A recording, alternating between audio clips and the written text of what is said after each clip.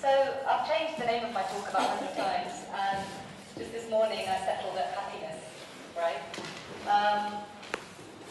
And I don't know if I'm really the best person to talk about this, or I'm an authority on it, but I'll introduce myself anyway to start off with. So my name is Dr. Darshan Kaur. I'm a clinical psychologist. I'm also a mum of two, and that's probably about it. I have lovely friends, and it's lovely to be in your presence today.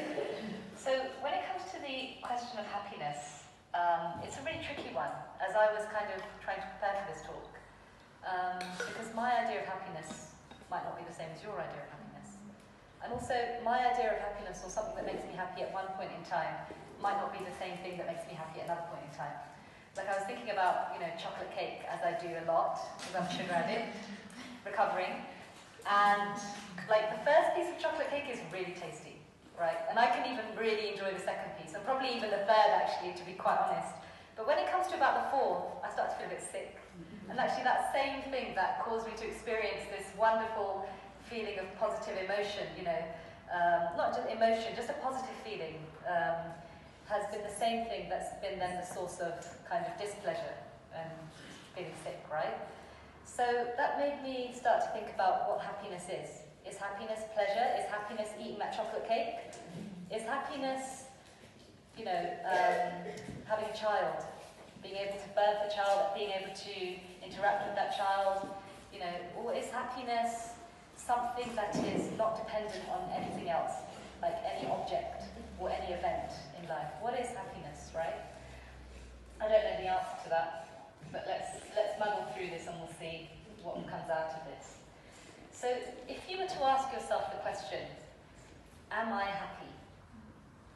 Just take a moment to just reflect on that. And when I asked myself this question, I wasn't sure whether I could say I was, right? So sometimes I feel positive and happy, and sometimes I feel quite troubled.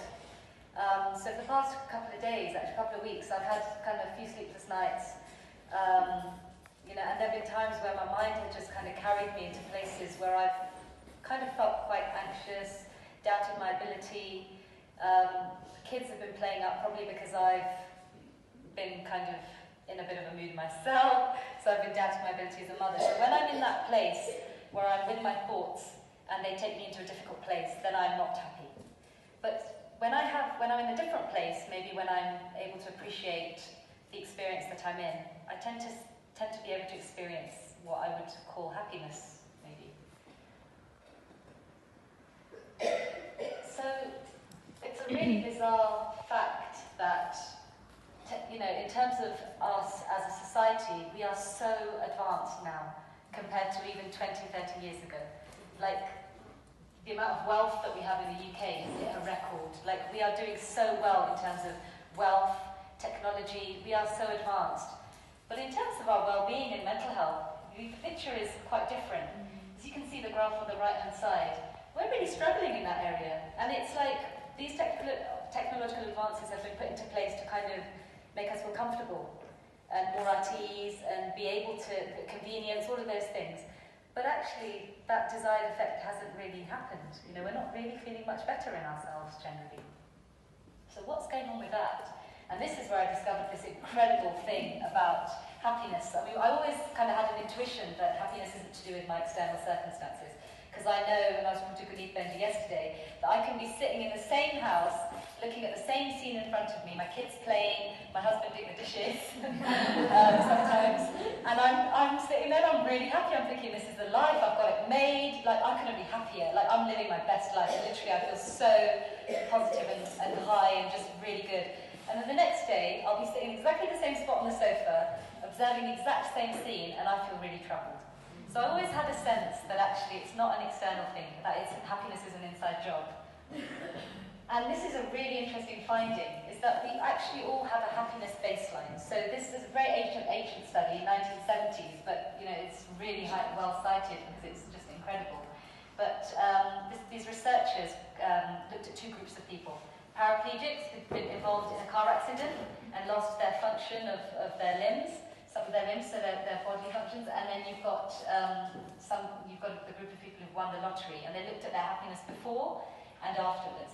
And what they found was that people who'd won the lottery were happier immediately after winning the lottery, and then 6 months later they just returned to this happiness baseline, which was the same. Actually, they were a little bit less happy afterwards than they were before winning the lottery. And then you've got the paraplegics, who after being paralysed were initially not as happy, and they struggled, and then they returned back to this happiness baseline, to the same level.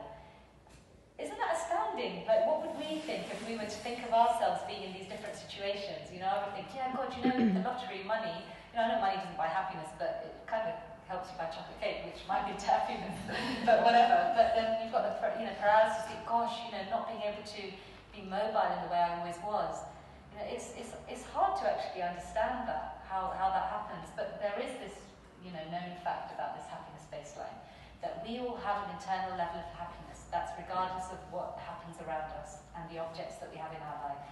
And we return back to that regardless. So we have an initial hit of pleasure when we do something we enjoy, because our brain is programmed to experience joy and reward from certain things. So food is one thing, you know, sex is another thing, and